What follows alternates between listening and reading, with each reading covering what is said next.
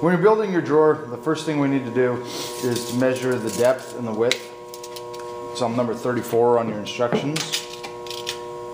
And put your tape measure in, and you read from the back of the box to the front of this rabbet, farthest in right there, and that reads at 6 9/16. And I want to subtract 1/16. So that will go from 6 9/16 to 6 1/2.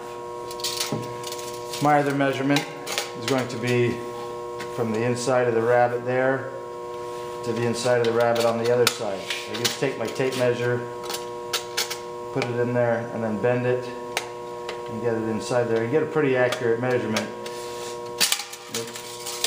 Hard to do this left-handed.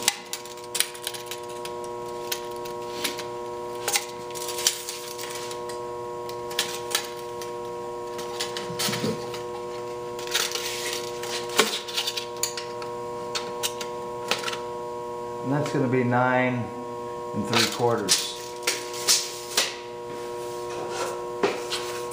The other thing I want to do is I'm going to take a long piece of MDF or plywood, and I'm going to put it inside here. I'm going to measure that distance there. Right now I'm measuring that out at 1 1/4 inches. I'm going to take those measurements and I'm going to plane down a piece of pine, 4-foot pine, so that it will look to be half an inch thick, and then I'm going to take it and rip it at that measurement that I measured here, minus 1/16. After I do that,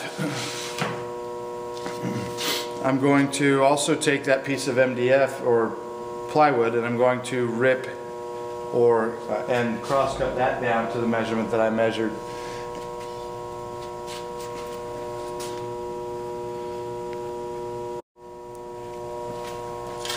So now that I got my plywood milled down to 6 1/2 by 9 3/4, I'm going to put it inside the sleeve like that.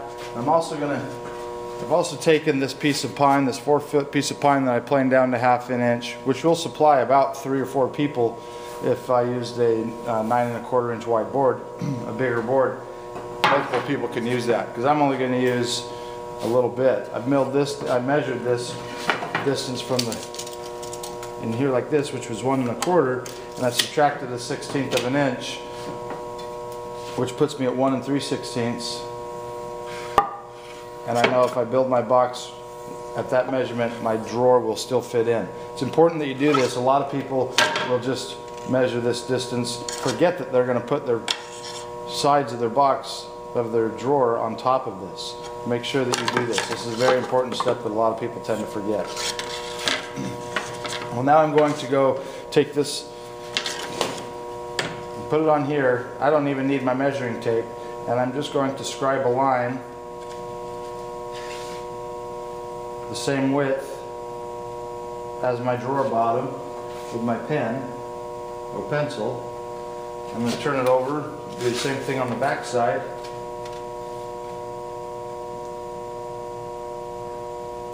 And I'm going to go cut those on the chop saw.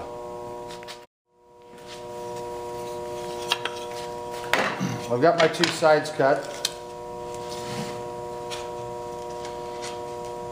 And now I find it is a lot easier, rather than taking my measuring tape and those moving and me trying to hold those still.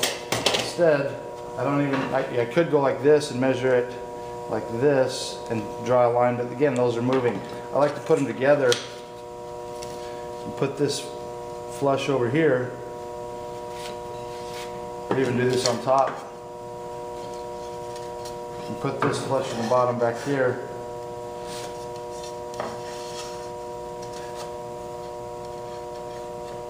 Make sure it's straight.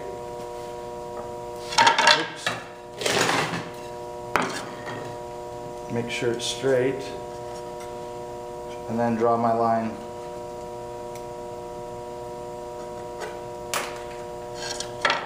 And that's how wide my sides are going to be. Do it to the other side.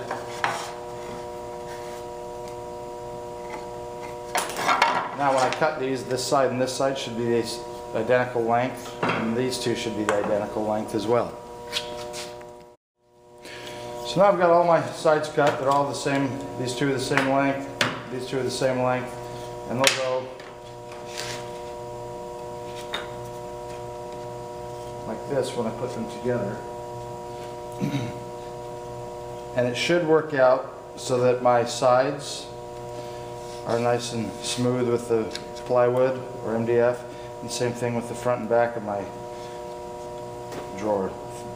Nice and flush with the bottom there. Now it's time to assemble it. Well, with a nail gun, first we need to know how to use it. First, you have to plug it into the wall, and to do that, it's the same way as plugging it into the gun. You pull this coupler back, and then put it on the male end there, and now it's attached. Now I've got pressure in the gun, and before I do that, I want to make sure that I've got nails in it. You open it up and you can see I've got 5/8 inch nails, so smaller nails for this. It's important to make sure you got smaller nails for this because you don't want real long ones. And now that I know that I've got those, I can just close the gun back up. Sometimes it's a little bit tricky. There we go. To open it, I just push this button down and it springs back. Now I'm ready to go. I'm going to attach it there. To assemble the drawer, I think it's easiest to do one piece at a time. So I kind of put these underneath there to hold it. And then I put a little bit of glue, not very much. That was a little bit too much, so I'll use some of this on one of the other pieces. Because I don't want to have to clean it up later. You don't need that much glue. But the glue is stronger than the nails, so you want to make sure you have glue on there.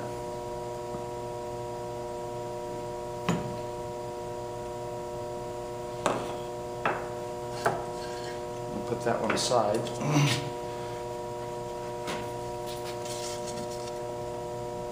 Make sure that they're nice and make sure that this is in the right position. Now when I use the nail gun, I want to, there's an arrow on the front right there, and then I can see a little groove where the nails come out. And I just want to make sure that that groove and that arrow are right in the middle of the board that I'm shooting into. One in the middle, adjusting it as I need to, because sometimes the board will move a little bit.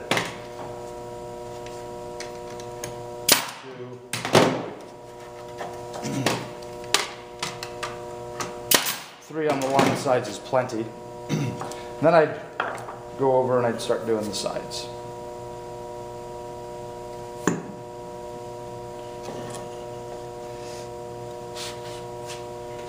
When I do the sides here, I want to make sure that I get a nice tight fit over here. So I'm going to push it in and hold it tight. Notice I'm keeping my fingers far away.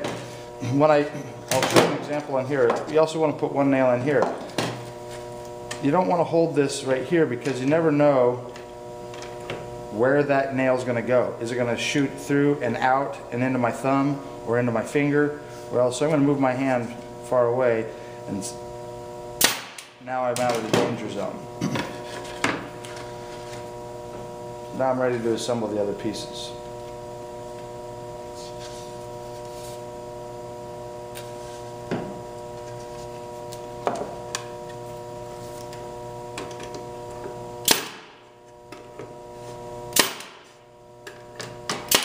You always want to make sure you wear safety glasses when you're using a nail gun.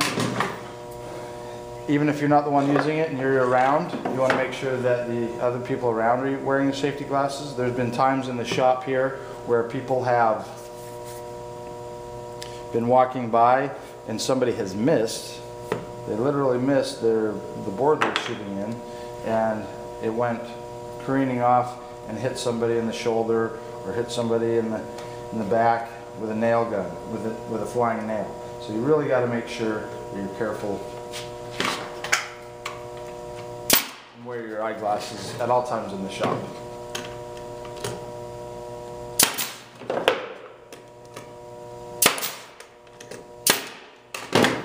if the nail gun ever gets jammed, then you want to first disconnect the air and then open it up, see if you can fix it. If not, then come see the teacher. That's the completion of my drawer. I would now take a wet paper towel, get off all the glue, and go on to the next step. It fits nicely in my box.